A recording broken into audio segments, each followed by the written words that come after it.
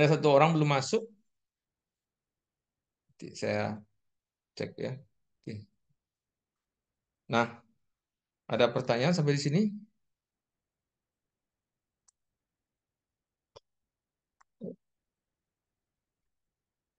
Kalau tidak ada, kita lanjutkan ke bahan yang akan kita kuliahkan. Eh, ini apa ini ceritanya? Gak mau dia. Oh, maaf.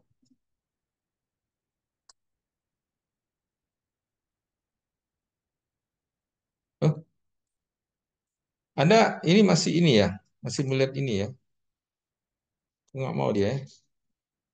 Bentar.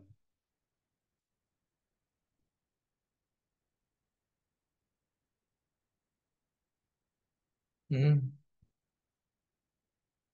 Oh, ini. Ya, oke.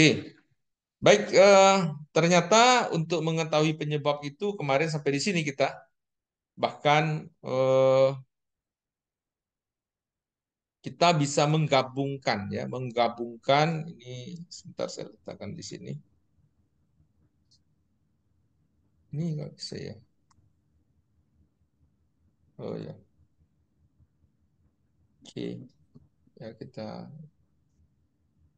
nah ini sudah direkam ini, sudah ya. Oke. Jadi kemarin sampai Pareto. Nah ini kadang-kadang kita bisa menggabungkan antara brainstorming ya. Kemudian dari brainstorming kita buat diagram Fishbone yang menjelaskan tentang apa-apa aja akar penyebab. Mungkin permasalahan di tempat Pak Asmal, saya nggak tahu ya. Kalau bidang assembly atau apa namanya membuat suatu ini ya produk, mungkin masalah pengelasan ya. Cacat las misalnya itu problemnya, kemudian kita mencari apakah masalahnya di manusianya, apa di metode pengelasannya, atau di mesin-mesin yang mesin lasnya, atau mesin-mesin yang mendukung mesin las, atau masalah elektrodanya atau material, atau malah masalah mengenai lingkungan yang kurang bagus yang sangat mempengaruhi itu, kelembapan dan lain-lain. Kemudian kita berusaha mengukur ya, mengukur, kita ukur lah dia tadi ya, kita ukur. Nah, kita ukur, kemudian kita dari penyebab-penyebab itu kita cari. Ya, kemarin yang mungkin dari sini dari Pareto ini nampak bahwa eh, ternyata penyebab itu sebenarnya yang paling signifikan itu Pareto itu sekitar berapa lah? Hukum 80-20 atau 75-25 sekitar itulah. Itu problem umum ya. Eh, Penyebab apa namanya? Efek yang muncul itu 80% efek yang muncul disebabkan oleh 20% dari penyebab. Nah, itu kira-kira begitu. Contohnya di sini satu dan dua ini hampir memakan katakanlah ini 65% ya. Mungkin bisa jadi atau satu dua tiga ini hampir 80%. Satu dua tiga ini 80%. Ya kalau di total ya 40, 25 dan 17. Barangkali itu lebih dari 80. Misalnya 82%. eh, Dari sebenarnya penyebabnya banyak kan? Ya, penyebabnya misalnya 8 atau 7 di sini, ya mungkin 20% dari 8-nya atau 3 atau 2 itu jadi penyebab utama. Itu secara alam begitu. Maka dengan Pareto, dengan mengukurnya kita lebih bisa memprioritaskan. Jadi kata kuncinya memprioritaskan persoalan yang paling signifikan berpengaruh. Nah, itu sebenarnya intinya itu yang eh, eh, gunanya diagram Pareto itu karena sehingga kita lebih memprioritaskan solusinya nantinya. Kemudian ada metode lain yang sangat sering juga dipakai orang yang disebut dengan FMEA ya, singkatan dari F ini failure, M itu mode atau modus, mode kegagalan, dan efek analisis. Jadi bagaimana kita menganalisa mode kegagalan dan efek yang dimunculkan. Nah, Kalau kita lihat kata-kata efek di sini, ya dia sebenarnya mirip dengan fishbone diagram. Ya, karena kalau kita balik ke fishbone diagram juga yang kepala ikan ini efek nih. Kalau ini causesnya, penyebabnya. Ya, kalau saya balik dari kondisi yang sebelumnya kemarin, nah, nggak ada sini ya. Masalah nih efek ini. Ini causesnya, penyebab masalah. Ya, jadi efek yang ditimbulkannya. Nah,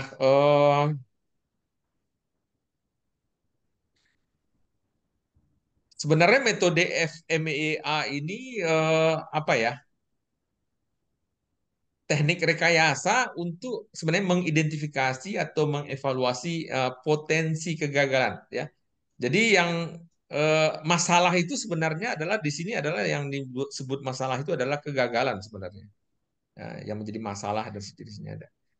Dari macam-macam, apakah itu dari produk atau dari proses atau dari sistem atau juga dari jasa ya. Ada kalau Anda menjadi perusahaan jasa juga bisa melakukan proses FMEA ini ya. Nah, jadi sebenarnya sama dengan fishbone diagram, efeknya itu adalah masalahnya. Sedangkan akar masalahnya atau penyebab masalahnya itu yang kita ingin cari dengan FMA. Kemudian eh, kita ingin menilai secara secara metode mereka ya. Jadi FMEA ini mengembangkan cara menilai metode efek yang muncul akibat dari suatu masalah. Nah, yang membedakannya itu sebenarnya cara menilai, indikator menilainya itu, indikator menilai dari FMEA. Itu yang membedakan nantinya dengan Fishbone atau dengan Pareto. Ya, itu yang membedakannya. Nah, mereka nanti menilainya ya, kan dengan angka-angka nanti dinilai. Eh, Mereka ada suatu istilah yang mereka sebut dengan RPN nanti. RPN ini, ya, RPN. Apa itu RPN? RPN itu adalah singkatan dari Risk Priority Number. Jadi satu bilangan sebenarnya, satu angka yang didapat yang menggambarkan resiko yang muncul. Dan dari angka-angka itu nampak bahwa resiko ini jauh lebih besar, resiko ini tidak besar. Jadi yang menjadi masalah bagi mereka adalah sebuah bilangan yang risikonya, risk priority-nya sangat besar. Itu menjadi masalah yang sangat sangat bermasalah itu sebenarnya. Tapi kalau risk number-nya, jadi kalau sekarang tuh kan lagi ngetren itu manajemen risiko. Ya, salah satu cara menilai ada manajemen risiko dengan menilai RPN ini, ya risk priority number ini. Jadi misalnya nanti saya dapat, jadi nanti ada cara-caranya ya, nanti dapat RPN-nya seperti ini. Maka persoalan ranking nomor satu masalah kita yang risk nomor yang paling besar itu 187 seperti ini kira-kira. Dan nomor duanya adalah yang ini. Apa itu 187? Ya persoalan penyebabnya adalah ya ini ya nanti kita terangkan yang menjadi masalah masalah kita kira-kira. Jadi inilah yang paling beresiko ya. Nah, resiko itu dinilai dari apa? Resiko itu dinilai dari tiga parameter ya. Jadi dinilai dari eh, eh, severity, ini bahasa Inggrisnya severity, terus dari occurrence, dari detection. Nah, secara bahasa Indonesia artinya severity ini tingkat keparahan dari dampak kegagalannya. Tingkat keparahannya bagaimana? Ya, tingkat keparahannya nanti kita lihat bagaimana cara mengukur tingkat keparahan itu. Tidak terlalu parah atau sangat-sangat parah sekali. Nah, itu. Terus occurrence, ya, probabilitas kejadiannya. Jadi ini mungkin bisa dikatakan misalnya dalam satu hari terjadi 20 kali itu occurrence-nya gawat itu. Kejadian masalah ini. Dibandingkan dengan 1 bulan satu probabilitasnya. Itu eh, nilai occurrence-nya rendah. Tapi kalau nilai occurrence tinggi, kalau dia sering terjadi. Nah, itu occurrence ya. Kemudian detection ya. Kemudian deteksi. Jadi kalau terjadi masalah, kalau saya udah tahu, sudah mudah saya deteksi dan saya akan tahu pula cara menyelesaikannya, barangkali ini rendah nilai detection-nya. Rendah nilai-nilai. Tapi kalau muncul masalahnya, saya enggak tahu. Enggak terlihat, tiba-tiba muncul aja dia. Enggak ada sinyal-sinyalnya, enggak ada tanda-tandanya, enggak ada ininya. Itu yang disebut beresiko. Jadi kita tidak bisa mendeteksinya, itu tinggi tingkat nilai deteksinya nanti. Ya kalau ini tinggi, deteksi tinggi, kejadian sering terjadi, tingkat parahnya tinggi, maka RPN-nya pasti tinggi sekali nih. Nah itu gawat itu artinya. Resikonya besar. Ya, resikonya besar. Nah, semua manajemen itu akan mengukur nilai ini. Jadi masalah itu diukur dari nilai RPN-nya ini. Jadi yang betul-betul menjadi masalah adalah sesuatu yang jadi problem itu adalah yang RPN-nya tinggi-tinggi. Kalau RPN-nya rendah-rendah ya mungkin ya nantilah diselesaikan. Tapi ini serius sekali. Jadi ini yang saya sebut dengan cara metode dari FMEA dalam melihat suatu masalah. Jadi yang dijadikan masalah bagi dia adalah sesuatu yang menimbulkan RPN, resiko yang tinggi. Apa yang resiko bagi mereka? Resiko bagi mereka adalah kejadiannya parah. Ya, kalau ini terjadi, wah parah lah. Habis duit, apalah, tingkat kerugiannya tinggi. Terus terjadinya sering dan susah dideteksi.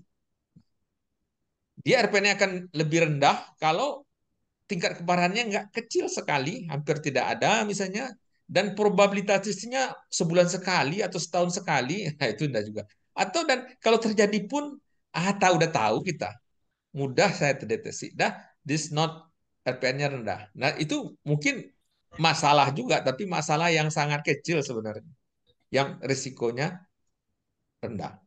Nah mungkin itu tidak perlu terlalu urgent untuk diselesaikan. Oke, itu. Nah, secara bilangan nilai ini skalanya dari 1 sampai 10.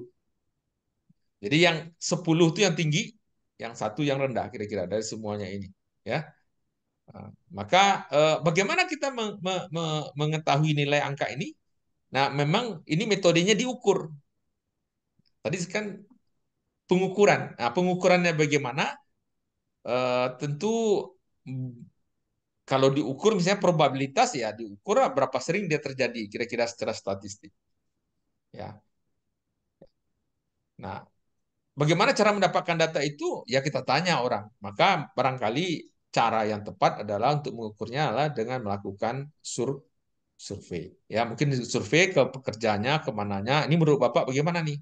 Oh ini sering Pak, kacau Pak kalau terjadi Pak. Itu Bapak bisa kita memberikan nilai-nilai tertentu. Dan lain-lain sebagainya. Nah jadi intinya memang di FMA itu di angka ini. Angka inilah yang menunjukkan masalah tersebut. Nah, kira begitu. Ada pertanyaan sampai di sini? Nah, kalau kita dapat RPN-nya, maka kita dapat daftar potensi ya yang menimbulkan permasalahan kritis kita sebut, yang kritikal, yang memiliki risk to resiko. Ya, sekali lagi sekarang lagi gencar risk management itu sebenarnya bagaimana kita mengukur tingkat possibility kegagalan. Ya, FMBA itu ya kegagalan yang diukur dari parameter tadi ya. Jadi rekomendasi yang kita lakukan atau penyelesaian atau yang tadi kan problem solving yang kita lakukan, solving nantinya itu sangat terkait dengan eh, temuan-temuan dari RPN yang ada. Kira-kira begitu. Ada pertanyaan Pak Wirda? Nih, Pak Asri. Izin bertanya, Pak. Ya, ini dari udah nih sering tanya kalau dia offline nih. Ya. Pak, ini Pak, apa namanya tadi kan soal penilaian tadi Pak. Itu kan artinya untuk melakukan penilaian itu sebuah risiko itu artinya kan relatif sifatnya Pak, kan Pak tidak tidak akan sama seperti itu. Dalam artian mungkin tiap perusahaan menetapkan angka tingkat keberbahayaan eh, eh, itunya berbeda seperti itu kan Pak. Ya, betul sekali. Oh. Terus Terus Pak, kalau ya, apa? ya, nah, gini Pak, saya ingin tanya apa namanya eh, apa namanya untuk bagaimana nanti itu penilaiannya untuk yang apa tadi itu ya, yang mengidentifikasi dan mengevaluasinya itu bagaimana nanti Pak? Oke ya, mungkin ya. Terima kasih ya. Jadi jawabannya saya coba ini aja. Jadi untuk mengukur RPM itu katakanlah kita harus membuat sebuah ya contoh ini kasus apa ya? Saya lupa ini kasus jadi nilai keparahan ya kan ada tiga ya keparahan seperti apa namanya keseringan dia terjadi dan ke susah atau tidak susahnya dia dideteksi kalau terjadi kegagalan gitu kira-kira begitu.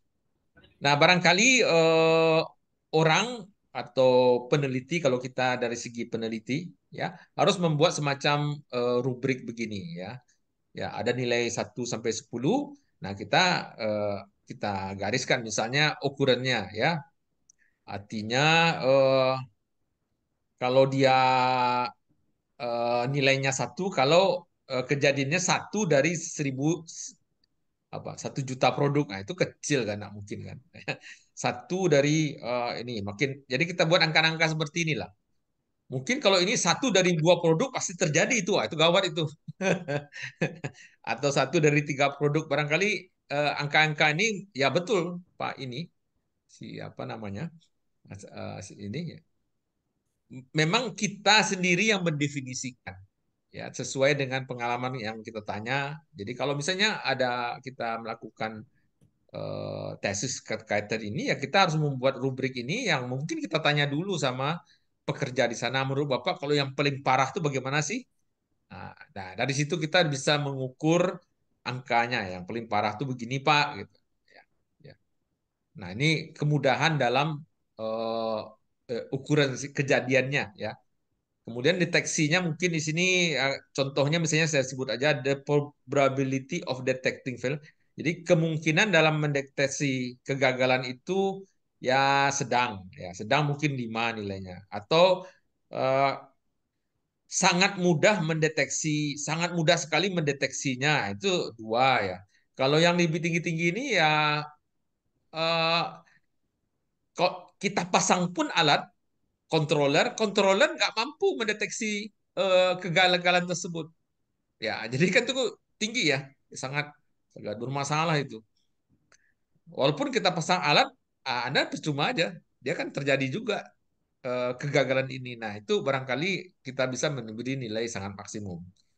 Nah, begitu Pak ini ya, cara-cara mungkin ini jawabannya. Kalau keparahannya, kalau yang rendah tuh Anda punya pengaruh apa-apa, sangat sedikit, sedikit pengaruhnya rendah, sangat rendah, rendah, medium pengaruhnya, high, very high, pengaruhnya dangerous, barangkali misalnya bisa membuat kerugian investasi yang besar sekali, mungkin bisa membuat perusahaan itu bangkrut atau omsetnya turun, nah itu mungkin yang severity-nya yang tinggi. Nah, kira-kira ini yang kayak kayak begini, ini memang sangat tergantung dari kita si peneliti atau si pemperhati masalah membuat rubrik seperti ini.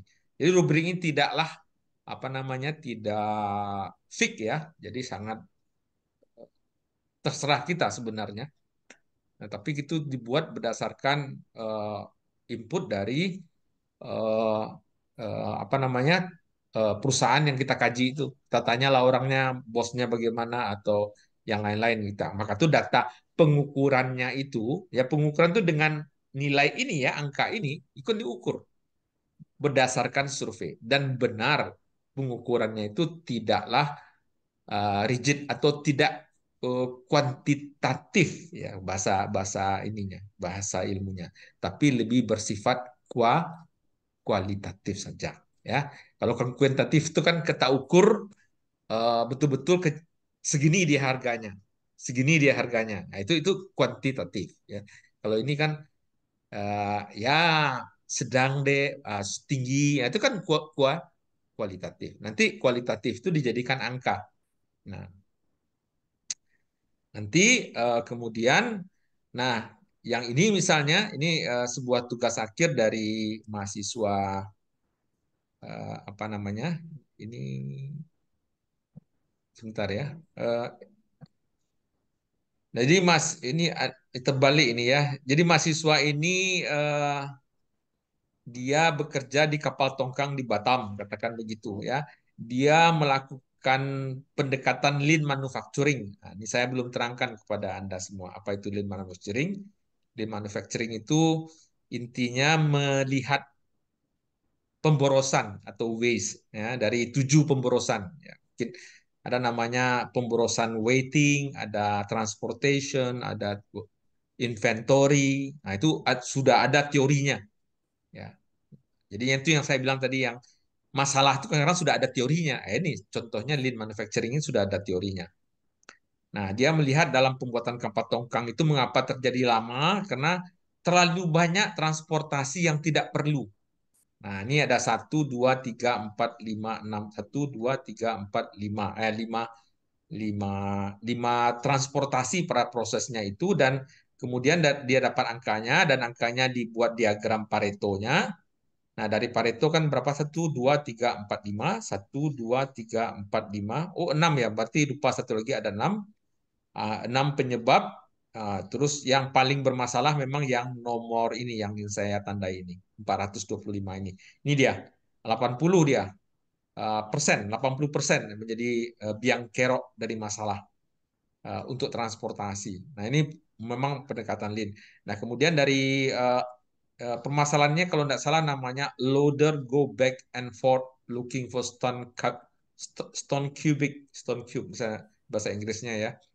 Jadi ada loader yang hilir mudik ya seharusnya kalau tidak hilir mudik harusnya tidak begitu. Nah, kita mencari penyebabnya loader tadi ya di sini ini penyebabnya terus bukan penyebab ini efek yang muncul kemudian kita cari penyebabnya ya dengan Fishbone dan man, material, dan environment kita dapat beberapa penyebab, 1, 2, 3 penyebab. Nah, kemudian penyebab ini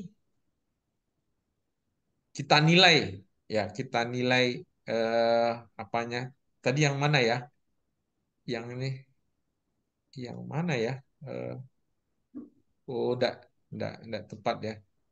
Nah, penyebabnya ini mana tadi? Yang loader naik turun. Ini ini dari sisi lasnya ini. Ada ya. Loader must clean. Mana ini tadi? Pas saya. Oh, enggak utuh saya lihatkan ini.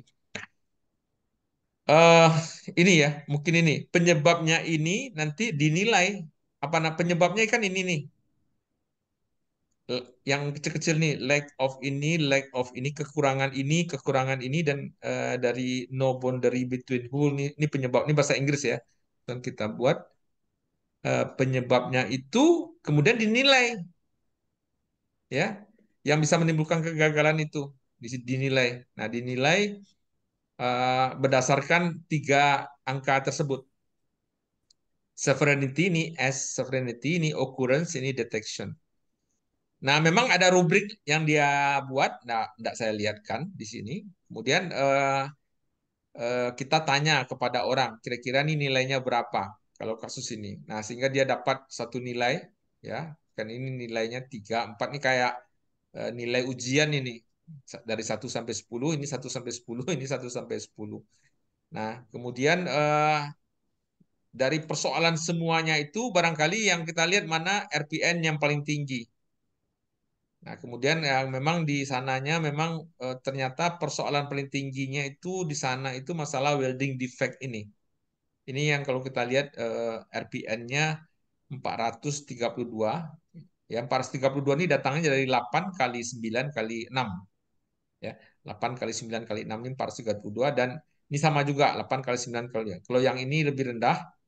Nah, jadi ada prioritas yang apa risiko yang tinggi, ada risiko yang rendah.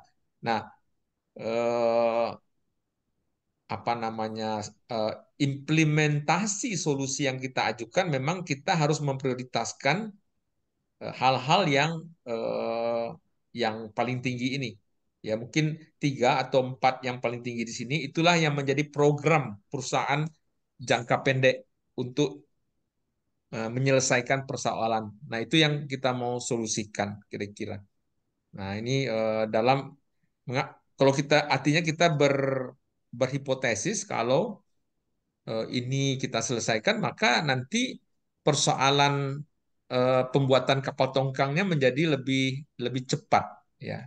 Karena ini eh, kalau tidak salah problemnya pembuatan kapal tongkangnya delay, ya sering delay sehingga dilakukan eh, delay itu kan problem. Nah, dicari akar persoalannya, dicari dengan alat-alat tadi ya. Jadi mulai dari diukur, ini pengukuran ini diukur tadi kan mencari masalah itu kan mengukur ya.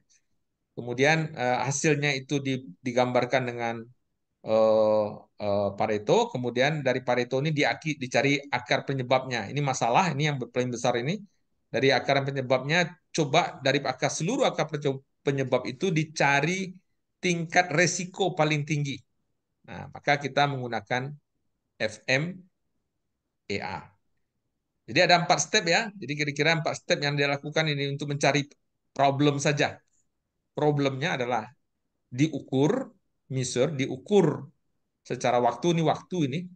Kemudian hasilnya diparetokan dan di Pareto dicari persoalan yang paling utama. Dari persoalan utama dicari akar penyebabnya dengan fishbone. Nah, akar penyebab itu dinilai lagi yang bisa menimbulkan resiko paling tinggi, kira-kira begitu. Nah, dari sini dapat angkanya, maka dia mengarahkan seluruh budgetnya untuk menyelesaikan yang resikonya dianggap paling tinggi. Karena inilah yang menjadi paling besar berpengaruh kepada persoalan utama. Nah, kira-kira begitu. Oke. Nah, itu yang contoh. Ya. Ini publikasinya ada. Mungkin bisa dibaca ya. Bisa saya kirimkan. Eh, Mahasiswa ini sederhana, cuma mahasiswa yang dari S2 juga ini sebenarnya. Ya, dari UNP ya. Tadi ada UNP Muhammad Sidik atau siapa namanya ya. Ini dari UNP ya kakak. Ya, mungkin sudah duluan selesai. Dulu S1-nya dari UNP. Kemudian ada pertanyaan di sini? Silakan kalau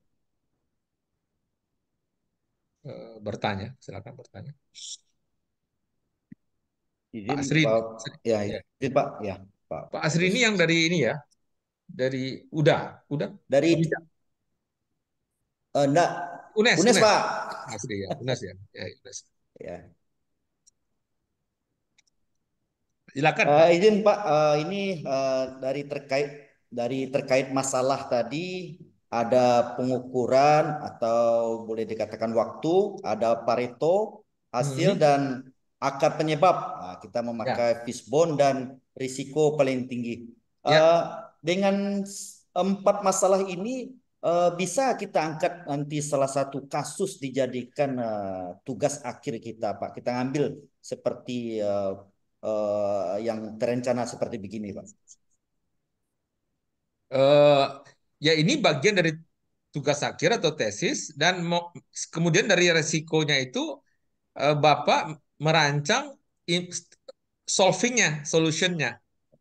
Nah, mungkin solutionnya hingga barangkali di sini hingga rekomendasi solusi. Nah, tentu ada tool-tool juga yang kita pakai untuk mendapatkan solusinya itu. Nah, gitu Pak. Jadi Kalau ini baru bagaimana menganalisis masalah, Ya. gitu ya. Siap. Kan tadi problem itu dianalisis. Cara menganalisisnya ada 4 tool, ya, Siap. atau 3 tool lah minimal. Mengukur kan tidak tool, ya, Iya. mengukur. Toolnya adalah Fishbone, Pareto, dan FMA. Ini ketika tool itu dan mengukurnya adalah menganalisis masalah, sehingga ketemu yang betul-betul connecting, ya, masalah yang connect, sehingga kita ingin mencari solusinya. Begitu Pak, kira-kira. Oke? Terima kasih Pak. Nah,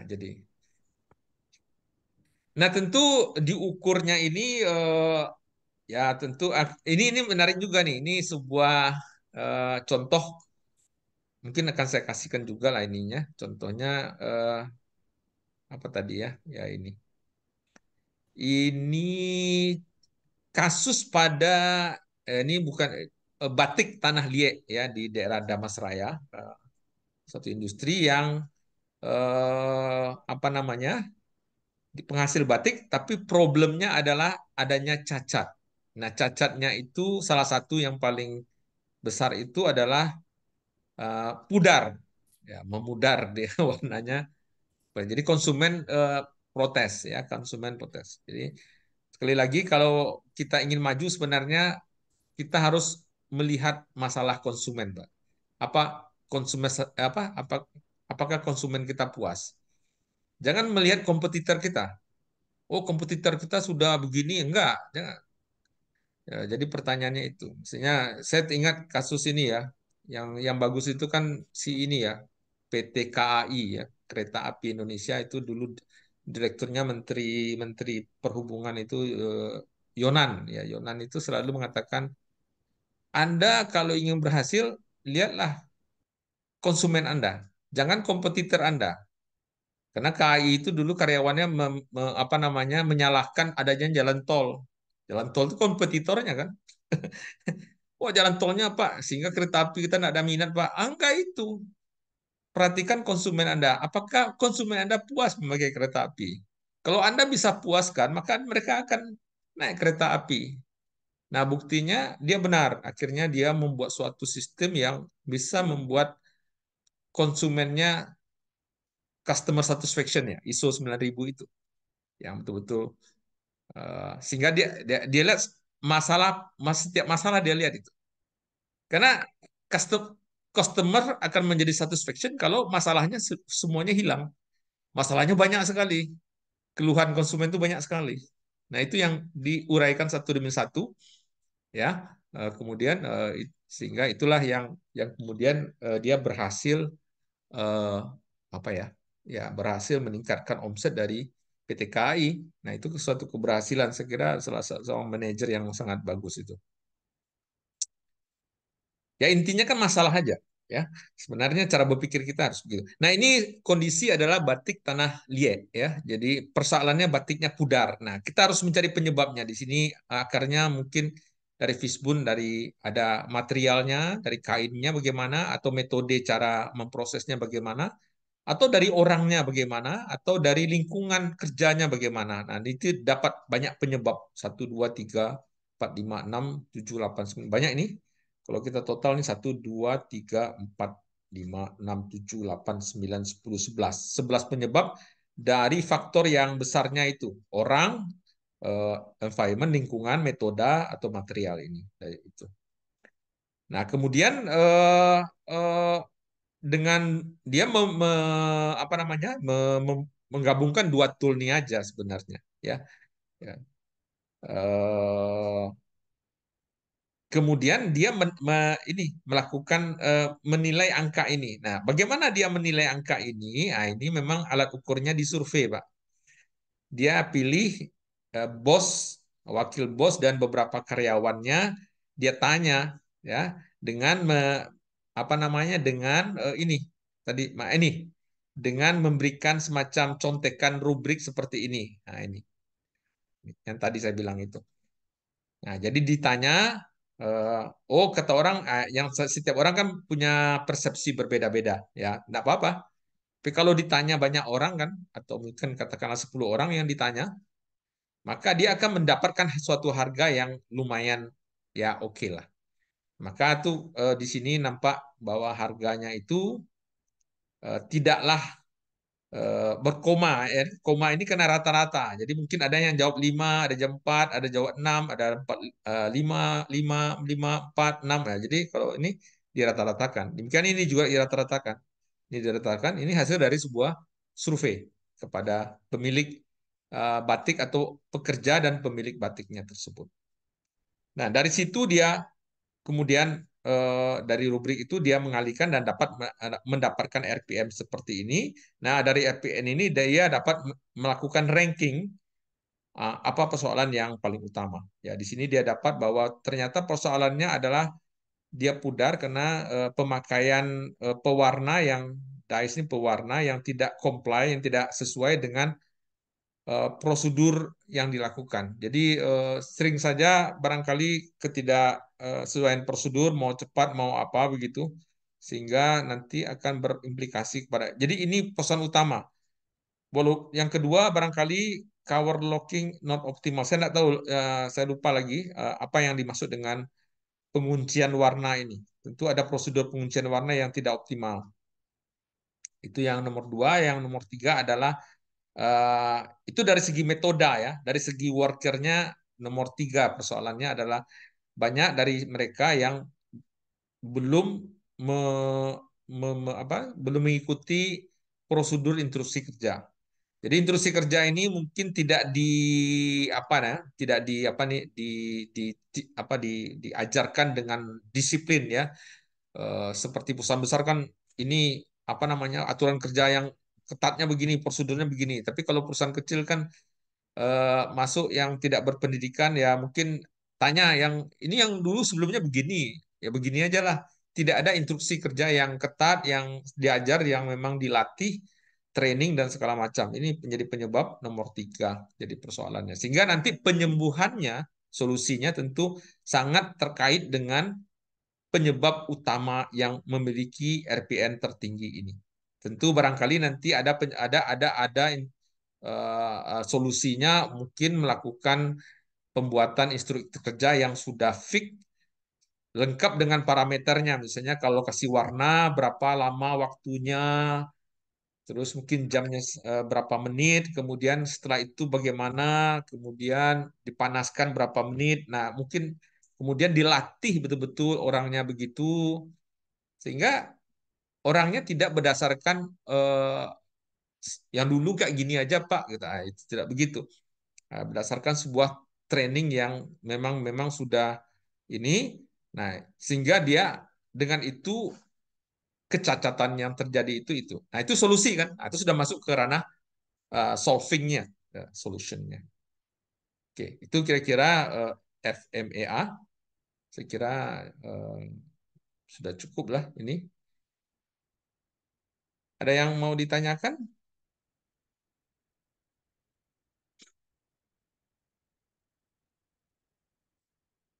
Oke, ya. Kalau tidak ada yang ditanyakan, kita masuk ke topik lain, yaitu mencari penyebab masalah juga. Ya, tapi ini metodenya SERVQUAL. SERVQUAL ini singkatan dari Service Quality. Berarti problemnya bukan masalah problem produk ini ya, tapi problemnya adalah problem jasa. Jadi saya berusaha mengajarkan juga yang bagian ini kan problemnya problem produk atau proses atau sistem lah. Nah sekarang di dalam industri itu dua sebenarnya. Ada yang produk yang dihasilkan atau proses, ada yang jasa yang dihasilkan. Seperti saya ini kan menghasilkan jasa atau bengkel itu menghasilkan jasa. Banyak sekali perusahaan jasa, rumah sakit menghasilkan jasa. Bagaimana melihat ya problem kan banyak di sana. Di rumah sakit atau di pendidikan atau di bengkel atau di konstruksi dan segala macam. Bagaimana kita menilai eh, problem itu di industri jasa ya. Jadi eh, jadi ini kita ukur ini satu metode untuk mengukur kualitas layanan ya. Karena konsumen itu kan satisfaction atau dia puas kalau layanannya bagus. Umumnya konsumen itu di perusahaan jasa kadang-kadang yang ini. Nah, bagaimana cara mengukurnya dan bagaimana kalau kita sudah mengukurnya, bagaimana kita melihat persoalan yang ada di sana, problemnya. Sekali lagi, kita masih ke ranah problem. Nah, berbeda dengan produk, ya, produk kalau kita ukur tentu pakai alat ukur, ya. Atau kita tanya, ya, kalau suatu proses produksi tadi kan kayak apa namanya, kayak batik tadi itu kan proses produksi yang kita mau tahu penyebab masalahnya. Nah, kalau ini layanannya, bagaimana kita mengukurnya? Maka Servqual itu telah mengembangkan bagaimana cara mengukur layanan. Jadi kalau suatu layanan itu misalnya perbankan, kan layanan, layanan keuangan kan, bagaimana kita melihatnya, ya? Atau bengkel, bagaimana kita melihatnya? Maka dia ada dimensi yang di ini, di apa namanya, di apa namanya, di di apa namanya, di teorinya ada 5 dimensi. Jadi layanan itu bagus kalau 5 dimensi ini bagus, ya. Atau layanan itu jelek kalau 5 dimensi ini jelek. Apa itu 5 dimensinya? Nah, pertama dimensi yang disebut tangible, ya. Tangible itu sangat berhubungan dengan ini, aspek ini, fisik, ya. Jadi kalau saya coret ini aspek fisik. Jadi kalau layanan itu diukur dari aspek fisiknya, ya. Seperti di bank, aspek fisiknya tentu gedungnya, karyawannya, uniformnya, AC-nya, ruang tunggunya. Oh, banyak itu. Kalau pendidikan itu mungkin tentu dosennya, fisik dosennya, tampilannya, terus gedungnya. Kamu nggak mungkin sekolah kalau lihat gedungnya kayak kandang kayang kandang ayam kan? Nggak mungkin kan? Nggak bagus nih, kacau juga ini. Kalau gedungnya keren kan, wah. Atau semua karyawannya itu punya uniform yang bagus. Atau bengkel juga sama, ya bengkel tentu alat-alatnya, ruang tunggunya yang nyaman, terus alatnya yang lengkap, terus apa namanya, bengkelnya yang bagus, terus baju uniformnya itu sangat itu semuanya dinilai ya, disebut dengan aspek tangible. Kemudian aspek yang diukur lain untuk layanan adalah dimensi yang lain adalah keandalan, ya, kemampuan untuk memberi layanan yang dijanjikan konsumen dengan cara yang akurat, ya. Jadi keandalan ini ya, contohnya ini. Sebenarnya kita langsung aja di sini ya. Keandalan ini apa tadi? Assurance ya. Keandalan, reliability. Misalnya ini, contohnya reliability itu adalah misalnya kalau jasanya jasa pengiriman barang. Apa yang disebut reliability di sana adalah waktu pengiriman yang tepat. Kalau dia bilang 2 hari, ya memang 2 hari. Kalau dia 2 hari dan mungkin setelah itu 4 hari, 5 hari, itu akan menjadi layanan jelek itu, ya. Atau kesesuaian antara perhitungan berat dengan jarak pengiriman. Jadi kemarin saya mengirimkan di Purwakarta, berapa jaraknya, berapa kilo. Nah, tagihannya itu selalu sesuai, orang tidak merasa mahal. Nah, itu ini. Jangan sampai kalau saya ke restoran itu reliability-nya tiba-tiba saya makan segini-gini kok harganya 500.000 ya. Ngeri-ngeri itu. Nah, akhirnya itu layanannya jadi jelek, itu reliability-nya rendah, nah orang nggak akan ke sana lagi itu. Itu bahaya itu. Atau dia menyediakan layanan, ini contohnya untuk industri ini ya, untuk industri pengiriman ya. Ini saya ambil aja industri pengiriman. Adanya tracking, pelacakan posisi barang, ya begitu. Nah, kalau di apa di kayak saya kan sering service di Intercom atau Auto 2000. Nah, dia reliability-nya dalam artinya tagihan yang saya kena itu clear. Bapak rusak ininya, dibuat dikasih barang yang jelek yang rusak itu. Ini rusaknya nih harganya sekian, nih diskonnya sekian, jelas semuanya. Ya, sehingga saya menjadi reliable, andal. Berarti layanannya betul-betul andal. Kadang-kadang kita dapat tagihan aja 500.000, nggak tahu datangnya. Ya segitu Pak. Atau saya memperbaiki ini, berapa kena saya? Sampai 100.000 Pak. 300.000. Nah, kalau ini enggak, jasanya segini Pak, ininya segini, jelas. Ada angka-angka yang sudah tabelnya sudah jelas dan segala macam. Itu yang disebut reliability. Kemudian sebuah layanan itu akan bagus kalau responsiveness, tanggap, ya. Jadi reaksi yang cepat, ya. Ya. Apa itu tanggap? Tindakan yang cepat dan tanggap terhadap keluhan kita. Kemauan atau karyawan untuk memberikan informasi. Kesediaan karyawan untuk menghubungi kembali bila ada masalah. Nah, yang saya hadapi misalnya di bengkel resmi Honda, gitu, Toyota, Toyota Auto 2000 atau Autocom, mereka sangat responsiveness, ya. Kalau ada masalah kita, kalau kita sudah terdaftar di sana, saya sering masalah, misalnya aki saya di jalan ini, saya telepon dia langsung responsif. Sekarang apa? Dia udah tahu nomor saya. Kalau saya telepon dari sini, oh Bapak Agus. Oh BA mobilnya sekian. Tahu dia, karena ada di database-nya. Ada masalah Pak. Oh aki saya. Pada hujan lebat waktu itu. Dia datang, dia ganti aki saya. Dan rekeningnya saya bayar dengan e-banking. Ya, dia enggak masalah. Bayar pun besok enggak masalah. Karena memang dia sudah kita sudah menjadi jadi responsiveness-nya, ya gitu. Itu yang di ininya. Oke. Kemudian assurance. Assurance itu jaminan bahwa saya rasa percaya saya kalau dia perbaiki alat saya itu bagus. Atau kadang-kadang kan PT Pos dengan Tiki kadang-kadang tinggi rasa percaya kita ke Tiki kan daripada PT Pos. Atau bengkel yang resmi rasa percaya kita ini pasti bagus nih. Nah, dibandingkan bengkel yang tidak resmi. Percaya saya, menimbulkan rasa percaya, assurance, terjamin saya. Nah, yang terakhir, dimensi layanan itu dalam teorinya adalah empathy. Empathy itu perhatian personal terhadap konsumen. Jadi sekali lagi ini customer satisfaction, ya. Bagaimana?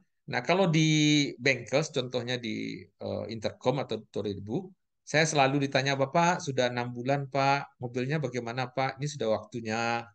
Atau kalau sudah apa namanya ini sudah, bagaimana perasaan Bapak setelah di ini ada masalah Pak? Kalau ada masalah datang aja ke bengkel Pak. Ini tidak bayar dan segala macam.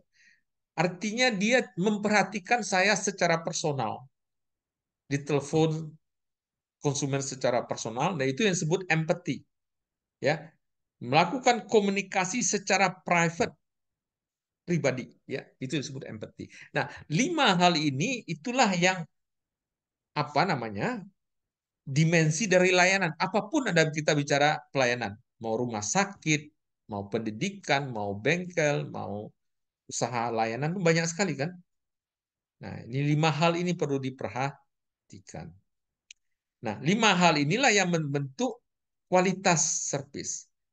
Nah, maka kalau kita ingin tahu masalah kita, ini yang harus kita apa namanya? Kita nilai. Nah, kita nilai. Kita lakukan survei. Ya, kita lakukan survei, dinilai, ya tentu cara mensurveinya tentu dikasih skala 1 sampai 5, sangat setuju, setuju sampai sangat tidak setuju terhadap hal-hal itu. Ya, misalnya ini, ya contohnya mungkin ini misalnya dimensi kualitasnya ini kemauan karyawan untuk memberikan informasi mengenai layanannya kepada konsumen. Nah, atau waktu pengiriman barang tepat waktu. Nah, di sini ada dimensi harapan A, di sini ada dimensi apa namanya persepsi orang terhadap apa yang dia dapatkan sekarang itu. Misalnya kalau saya di survei Intercom misalnya mengenai kualitas layanan servis mobil gitu, tentu harapan saya tinggi, ya, harapan saya mengenai dimensinya. Jadi intinya yang pertanyaan ini, Pak, yang 1 sampai 6 atau mungkin 1 sampai 20, ini banyak pertanyaannya, nggak mungkin saya jelaskan. Itu terkait 5 tadi, 5 dimensi tadi. Jadi dimensi tangible, dimensi responsiveness dan sekalian diuraikan lagi menjadi pertanyaan kayak begini. Ya. Misalnya tindakan cepat tanggap dalam keluhan komplain ini termasuk dimensi responsiveness. Keakuratan penimbangan barang dalam pengiriman ini termasuk dimensi Reliability. ya reliability tadi. Nah, tentu harapannya ini. Nah, yang paling penting persepsi kita terhadap layanan yang kita hadapi. Nah, ini ditanyakan mungkin kepada setiap konsumen yang ada. Misalnya kalau Intercom atau Auto 2000 ingin dia melakukan survei. Nah, terhadap konsumennya. Mungkin 1 hari 5 orang. Kalau 30 hari kan sudah dapat sekitar ratusan juga itu. Nah, dia dapat angka itu, dia pokoknya dia isi skalanya, orang jawabnya 5, 4, 5, 4, 3 gitu ya. Nanti kalau 100 orang kan sudah dapat angka tertentu. Nah, ini dirata-ratakan. Jadi ini angka ini adalah rata-rata dari mungkin 50 orang yang disurvei. Ini 50 orang yang disurvei. Nah, kalau Anda lihat yang P ini kan yang terjadi, yang ini yang harapan. Gap ini itu yang disebut masalah. Jadi problem di sini adalah gap-nya. Kan problem tadi kan definisinya adalah gap ya. Sekali lagi, gap di sini ada gap persepsi orang terhadap apa yang dia terima dengan harapannya. Nah, kalau gapnya besar, maka itulah problem utama dia. Ya, di sini kalau saya lihat yang gap utamanya adalah mungkin yang ini, yang sini, ini mungkin gapnya besar. Ya, tuh ini yang di bawahnya yang paling besar ya. Salah saya. Mungkin yang di bawahnya ini ya, ini yang paling besar nih. Masalah keakuratan penimbangan barang yang dikirim. Jadi banyak keluhan orang, barangkali begitu. Ya, bisa jadi begitu. Nah, gap inilah menjadi yang mau kita solving, yang kita mencari solusinya dengan metode mencari gapnya dengan cara serve qual. Karena ini industrinya jasa. Nah, ada pertanyaan, Pak? Bisa?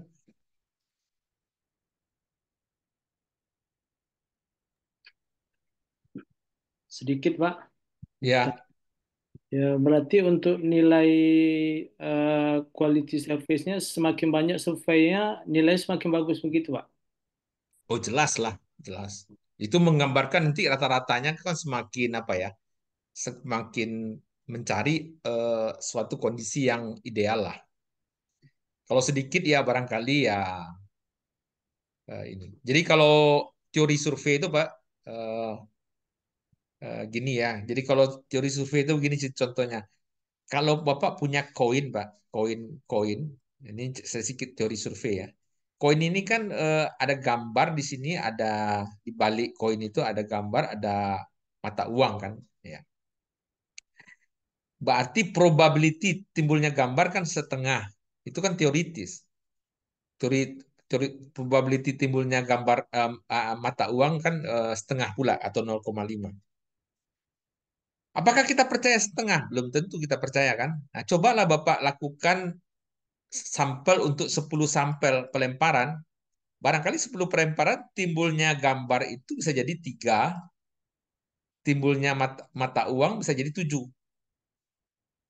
Maka setengah itu enggak jadi dia, Pak. Jadi probabilitas timbulnya gambar itu 3/10 bisa jadi nih ya. 7/10 kalau yang mata uang. 7/10. Ya, itu teori saya. Tapi kalau 10-nya nih Bapak banyakkan jadi 20, dia akan mendekati ini. Kalau ini mendekati 100, kalau kan 100, maka dia barangkali saya jamin ini akan mendekati, Pak. Mungkin 0,48 di sini barangkali ya. 0, di sini 0,52. Jadi kalau di total 1. Semakin mendekati karena sampel kita banyak. Itu pasti loh, Pak. Cobalah. Kalau 1000 makin mendekati setengah dia. Nah, kalau survei itu bagaimana kita sesedikit mungkin sampel tapi dia sudah mendekati kondisi idealnya. Ya, kalau saya bilang ya 100 sudah cukup lah. Pasti dia sudah mendekati gitu. Atau 80 udah cukup. Nah, nanti dia mendekati kondisi yang benarnya. Tapi kalau 10 belum tentu. Karena dia belum mendekati kondisi yang benarnya. Nah, itu selalu teori survei begitu. Sehingga ada istilahnya margin of error. Jadi kalau di pemilu quick count itu, dia harus punya ini, berapa sampel yang minimal dia. Sehingga kondisi yang benar itu kan kondisi yang angka yang dikeluarkan oleh KPU nantinya. Tapi dia akan tahu, kan KPU sebulan lagi keluar, tapi dia hari ini udah tahu. Tentu dia harus punya sampel yang lumayan cukup. Tapi ya errornya kan, ini errornya kecil kan. Ya, kalau dari setengah kan cuma 2%. Ya kecil lah. Nah, itu yang disebut margin of errornya. Nah, itu teori dari pengambilan sampel yang Bapak bilang tadi. Ya, makin banyak makin bagus. Silakan, mungkin ada pertanyaan lagi.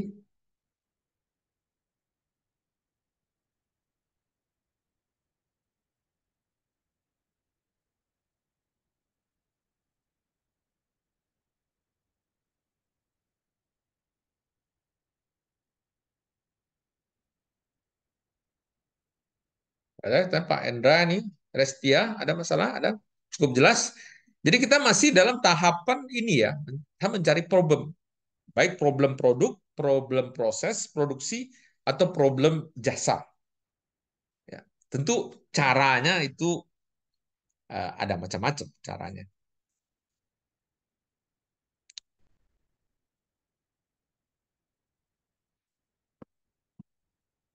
Gimana? Kita silakan kalau ada diskusi. Sedikit Pak dari saya Pak.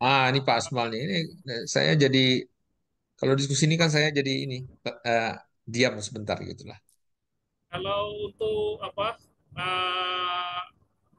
problem yang lebih teknikalnya Pak, misalnya dalam permasalahan pada mesin gitu, apakah bisa juga kita bisa gunakan tools tadi itu Pak, seperti swap fishbone, Pareto atau FM apa tadi Pak?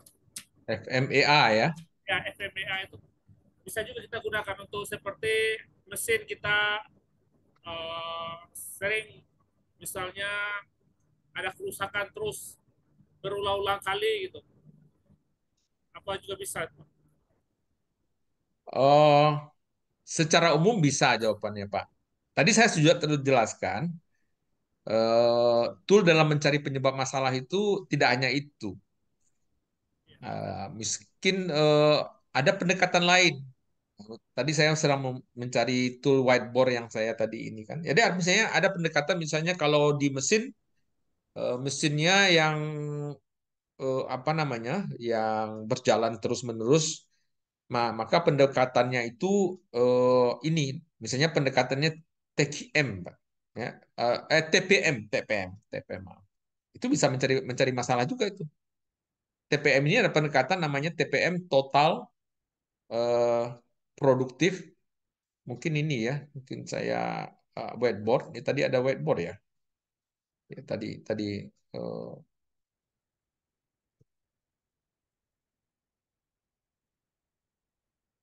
ya anak mau dia ya. Oke. Nah, ini contohnya. Jadi pertanyaan Bapak ini ya sekali lagi sudah nampak whiteboard, Pak? Kelihatan Pak. Sudah, Pak. Ya, lari lagi dia. Ya, Sudah putih, Bapak. putih lagi. Entah, saya enggak tahu, belum tahu betul cara memakai ini. Nah, tadi saya sudah jelaskan, mungkin kalau yang SWOT ini, aduh, ini dia enggak tahu ini apa ini masalah-masalah. Yang SWOT misalnya itu sebenarnya khas untuk melihat persoalan organisasi. Organisasi ini seperti perusahaan. Kalau Bapak punya perusahaan, untuk melihat masalah, tentu Bapak melakukan, tidak cocok pakai fishbone diagram sebenarnya, menurut saya. Mungkin lebih cocok pakai SWOT. Mengapa? Karena SWOT itu adalah alat untuk melihat perusahaan atau organisasi. Tapi kalau Bapak punya persoalan teknis mengenai cacat produk atau tidak efisiennya proses produksi atau tidak efektifnya proses produksi. Kan persoalan itu biasanya quality, efektif, efisien, kan itu persoalan. Kalau tiga-tiga bermasalah, nanti persoalannya nanti naik lagi ke level cost. Cost-nya mahal. Ya. Nah, kalau cost-nya ada masalah, cost itu sebenarnya naik lagi ke level competitiveness namanya. Anda tidak bisa berkompetisi. Kalau tidak berkompetisi, matilah. Kacau itu. Anda lebih mahal kok, kualitas Anda lebih jelek, Anda tidak efektif, Anda tidak efisien. Nah, ujung-ujung masalahnya, ya, ya 4 hal itulah menurut saya. Ujung-ujungnya ya. Apakah nanti menjadi eksesnya harga, apa kualitas, atau efektif, efisien, kan begitu kira-kira. Nah, kalau itu teknis, ya masalah teknis itu memang kita bisa pakai Fishbone, apa namanya, Fishbone yang tadi bilang itu, Pareto atau YY analysis atau FMBA. Nah, kalau SERVQUAL memang ini khas untuk eh, Jasa. jasa, itu jasa. Karena memang cara dia mengembangkan masalah itu dengan pendekatan teori eh, jasa. Jasa itu kan yang disebut jasa itu kan sesuatu yang intangible. Nah, nampak saya kan mengajarnya kan jasa. Mana produknya, Pak? Ya, yang ngajar ini. Jasa rumah sakit. Mana produknya, Pak? Ya itu, orang jadi sembuh. Jasa Gojek, mana produknya? Tidak jelas. Orang sampai ke Unan. Nah, itu. Ya, kalau service, jasa maintenance atau itu kan jasa kan semuanya. Jadi kalau Bapak perusahaan maintenance itu Bapak menjual jasa itu sebenarnya itu. Nah, kalau menjual jasa itu pendekatannya. Tapi kena pertanyaan Pak Asmal tadi, ada pendekatan-pendekatan lain ya untuk mencari masalah. Nah, itu yang saya sebut di bawah ini, ada pendekatan lean manufacturing. Itu ada teori-teorinya. Nanti kita masuk ke sana. Ada total productive maintenance, banyak lagi teori-teori dan lain-lain. Saya tidak mau sebutkan. Ya, banyak lagi yang mencari masalahnya dengan cara khasnya. Sama dengan mencari masalah pada perusahaan jasa dengan cara khasnya SERVQUAL. Nah, itu. Kalau Lean itu sudah ada teorinya. Karena Lean itu berasal dari Toyota. Jadi dia intinya bagaimana pemborosan atau waste itu dikurangi. Karena waste itu yang menjadi masalah. Nah, kalau total productive maintenance adalah bagaimana mesin kita atau alat produksi kita bisa hebat 100%. Bagaimana cara mengukurnya hebat 100%? Ada angka OEE namanya. Jadi kalau suatu mesin yang tidak bermasalah, harus ada 3 unsur yang dari OEE-nya itu. Pertama, unsurnya mesinnya itu beroperasi sehingga produk cacatnya kurang. Jadi tingkat persentase cacatnya rendah. Nah, itu satu. Yang kedua, mesinnya beroperasi dengan kecepatan yang sesuai dengan speknya. Kalau dia turunkan kecepatannya, itu berarti sudah bermasalah itu. Rendah dari kondisi itunya. Nah, atau mesinnya dalam setahun atau dalam sebulan 100% on. Kalau 20% sedang di maintain, 80% aja tersedia jasanya, itu jelek. Nah, 3 itu.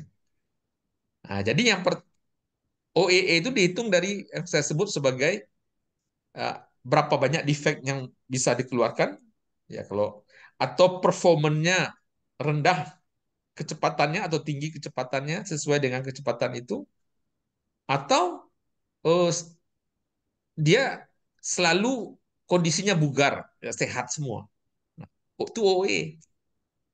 Nah, itu teori-teori total productive maintenance nanti itu melihat masalah. Jadi mesinnya kalau mesin Bapak, mesinnya apapun mesinnya. Ini mesin ini apa namanya setahun 2 bulan rusak. Kemudian walaupun baik produknya cacatnya 20%. Terus lambat lagi. Orang punya mesin 100%, kecepatannya dia cuma 50%. Nah, itu kacau itu mesinnya. Tiga-tiga unsur OEE itu udah rendah sama dia tuh. Nah, itu masalahnya. Nah, bagaimana melihat masalah? Nah, itu di memang di pabrik itu TPM atau OEE ini sering dijumpai di persoalan di pabrik. Kalau Bapak bekerja di pabrik, itu Bapak menilai mesin itu dari tiga hal itu. Nah, bagaimana kita menyehatkan itu, ya? Bagaimana cacat dari mesinnya berkurang produk yang dihasilkan. Itu satu masalah. Yang masalahnya bagaimana kecepatannya menjadi optimum lagi, ya, ya. Atau bagaimana dia bisa beroperasi terus, nggak pernah rusak. Itu. Nah, itu kan masalah maintenance itu. Masalah operasional dan maintenance. Nah, itu problem yang besar itu di dalam, sekira masalah-masalah industri itu di total produksi sangat besar sekali. Karena bos kita menginginkan OEE-nya bagus, performanya bagus, kecepatannya bagus, tidak pernah ada cacat, dan dia hidup terus, nggak pernah ada rusak. Kan gitu yang mau orang. Ternyata tidak begitu. Ya, ya Nah, betul. itu masalah juga, Pak. Nah, itu pendekatannya tidak FMEA, pendekatannya total productive maintenance. Tapi di dalam ini kita bisa memakai Fishbone, bisa pakai YY Bisa analysis, digabung. bisa digabungkan itu. Ya, silakan. Ya, ya terima kasih Pak. Kan harapannya itu kan mesin itu apalagi dalam operasional 24 jam selama 7 hari seminggu itu pokoknya jalan terus lah. Jalan Terus terus. kita lakukan preventive maintenance, spare part sesuai dengan apa itu sudah kita keluarkan. Tetapi ada yang machinery kita tidak sebut mereknya, ada aja bermasalah gitu. Jadi itu yang kita apa penyebabnya. Ya, bisa jadi ini kecepatan operasinya rendah dari kondisi orang punya mesin yang sama. Itu kacau juga itu. Jadi Iya, produktivitasnya rendah. ya Jalan. kita 15.000 harusnya kita baru overhaul. Ini udah baru 13.000 atau 12.000 udah overhaul, Pak. Itu Nah, seperti itu. itu kan angka OEE-nya jadi rendah, Pak. Jadi nanti ada nilai-nilai tertentu. Nah, dengan rendahnya angka OEE itu sudah jadi problem. Nah, itulah problem. Itulah gunanya insinyur memberi solusi pada problem, mencari jalan keluar. Nah, jadi inti dari kuliah saya itu di MRI ini memang itu sebenarnya.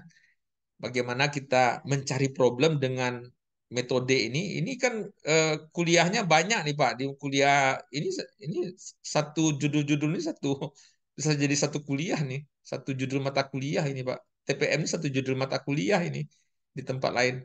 Lean Manufacturing ini satu mata kuliah dengan 3 SKS juga ini. Ya, Lean Six Sigma juga satu mata kuliah. Nah, Eh, nah, kita kan membahasnya lebih ringkas sehingga Bapak dapat secara makro. Oh, ini deh tool-tool cara melihat masalah. Karena sekali lagi kita ada engineering itu problem solving. Melihat problemnya itu saat berapa mata kuliah kita lakukan itu. Hanya dengan tujuan mencari problem. Jadi dianalisis problemnya sehingga ketemu problem yang benar sehingga kita dokternya obatnya itu benar. Nah, jangan sampai katanya mengapa orang sering ke Malaysia karena dokter Malaysia katanya di Malaka itu memang sakitnya dengan obatnya itu cocok gitu ya sesuai. Kalau dokter di sini nih kira-kira inilah kira-kira dikasih obat semuanya ya, 5 obat bawa pulang 5 resep. Mungkin dari resep itu 2 lah yang nyentuh ke sakit sebenarnya 3 lagi ini mungkin nih ragu-ragu tuh.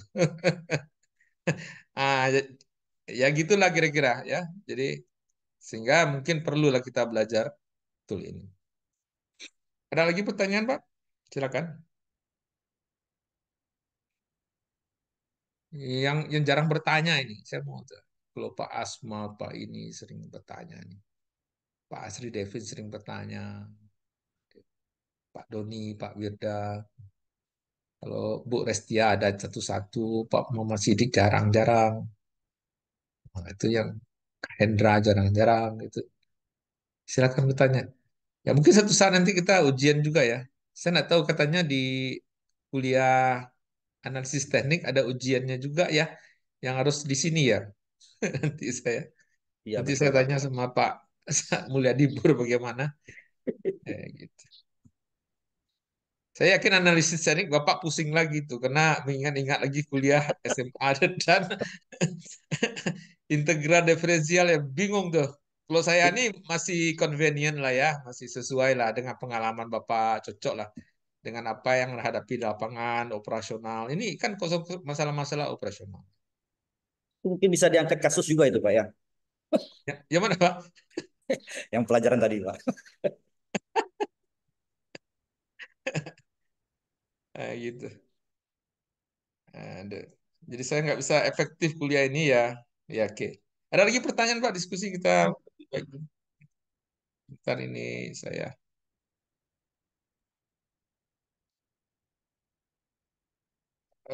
Nanti bahannya kalau saya berikan, nah kemungkinan nanti berikutnya kuliah kita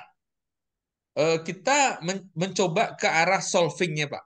Nah, tadi problemnya sudah kita korek sedalam-dalamnya, ya mungkin yang apa namanya saya tadi gimana nih? Sebentar, ini saya. Memang tadi Lean Manufacturing atau TPM atau Lean Six Sigma itu kan pendekatan-pendekatan yang mungkin belum saya bahas. Itu masih dalam rangka mencari problemnya, ya itu masih. Nah, mungkin minggu depan saya sudah mulai solvingnya, bagaimana kita merancang solvingnya, ya dari problem yang ada, sehingga lengkaplah sudah problem and solving. Jadi problem solving. Insinyur itu memang problem solving. Ya betul Pak Asmal memang ya. Engineering itu adalah problem solving, ya. Sebenarnya intinya begitu. Ya. Kata yang singkat tapi secara mata kuliah, ya, sehingga saya mengajak Bapak, Ibu dan Bapak itu melihat what is a problem, what is a solving problem. Tesis-tesis mahasiswa itu sebenarnya problem solving itu kalau di engineering harusnya begitu. Oke, ada pertanyaan?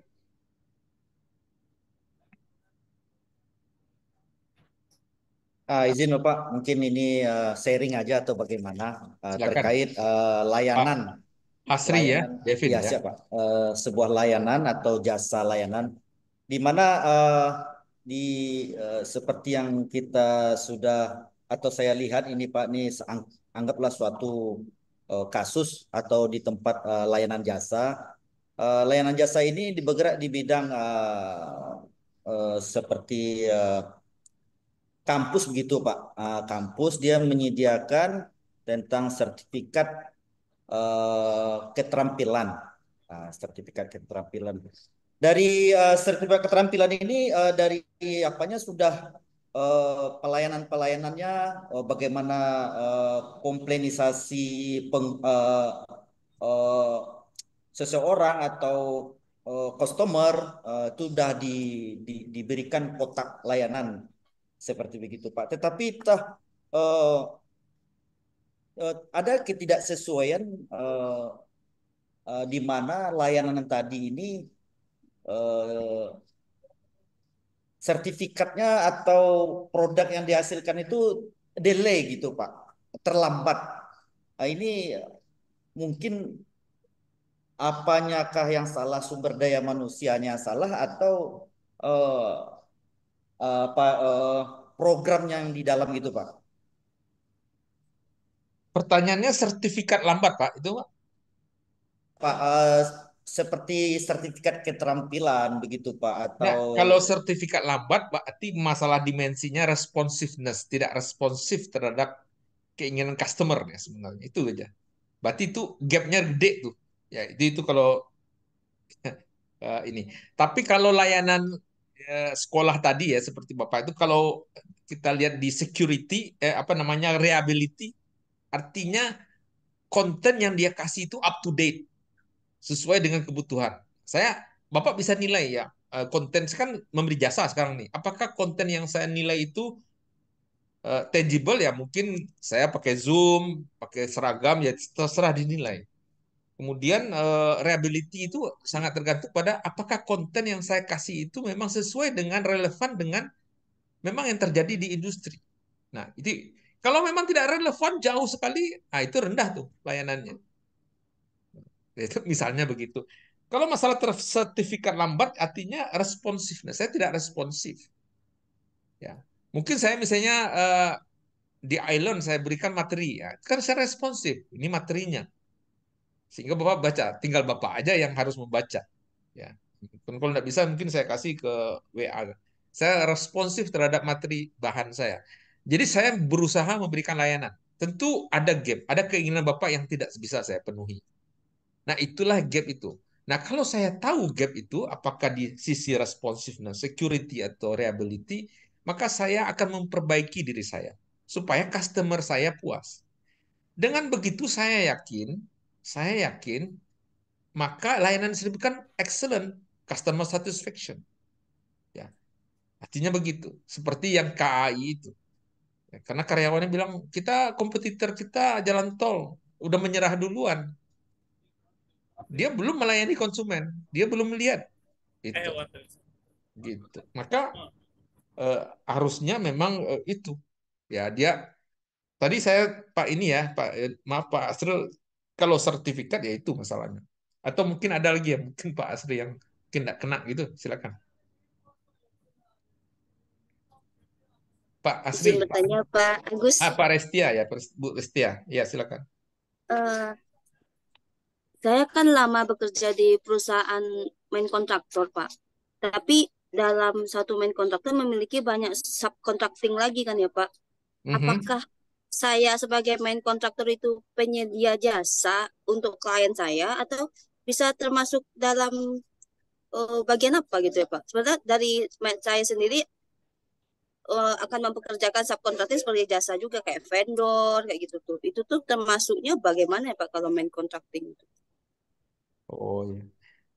Yang jelas kalau Ibu sebagai bekerja di kontraktor, jasa Ibu adalah orang yang menerima layanan Ibu. Jadi mungkin ininya ya, eh, project yang ya konsumen itu yang utamanya kan begitu ya, jelas ya. Tapi ini masalahnya ada subkontraktor. Iya, jasa lagi. Ya, jadi tentu nah ini memang agak pelik juga ini ya. Eh, eh, Kepentingannya siapa ya, customer satisfaction. Jadi apakah ibu harus mensatisfy atau menyenangkan subkontraktor ibu ya, atau terbalik Klien. subkontraktor Ya. ibu yang harus menyenangkan ibu sebagai main Hmm. kontraktor. Itu yang agak-agak ini ya bagi saya nih.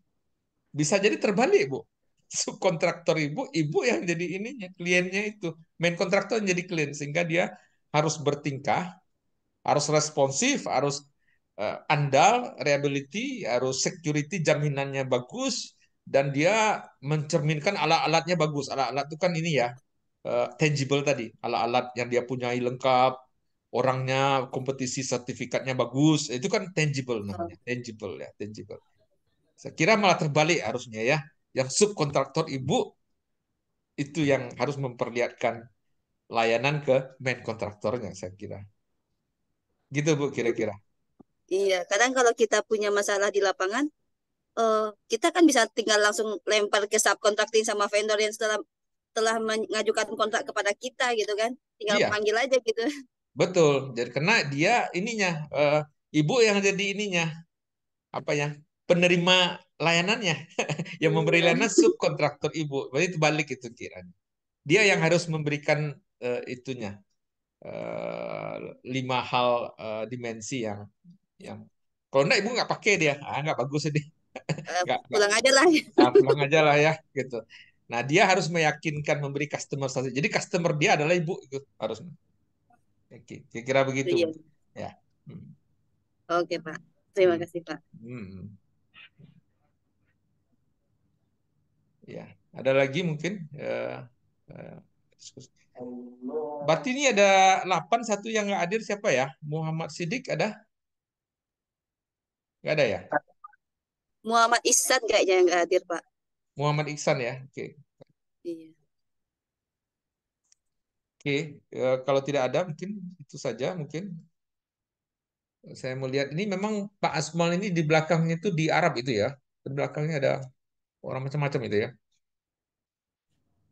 Kalau Pak Hasri ini bagus sekali belakang, atau memang dibuat, memang itu real atau memang itu eh, virtual itu Pak Sri Jadi Devin di ini? kantor tuh Pak. Eh? Di kantor Poltek Dr. Persumbar Pak di Tiram. Wah, gagah sekali kantornya ya. Kalah dengan saya nih. Oke, ini ruang saya. Oke, baik. Pak Irhas ada, ya mudah-mudahan kita diskusi minggu depan. Ya mungkin akan ada ujian juga mungkin 2 minggu ke depan atau apa. Ada semacam evaluasi lah, bukan ujian lah ya, evaluasi. Ya, oke. Itu aja dari saya. Terima kasih Bapak. Ya, Terima kasih Bapak. baik. Ya mudah-mudahan bisa diterima manfaatnya. Terima kasih. Selamat siang atau menjelang sore. Wassalamualaikum warahmatullahi wabarakatuh. Sampai ketemu. Waalaikumsalam Assalamualaikum warahmatullahi warahmatullahi wabarakatuh. wabarakatuh. Terima kasih Pak. Terima kasih Pak. Saya live ya. Terima kasih.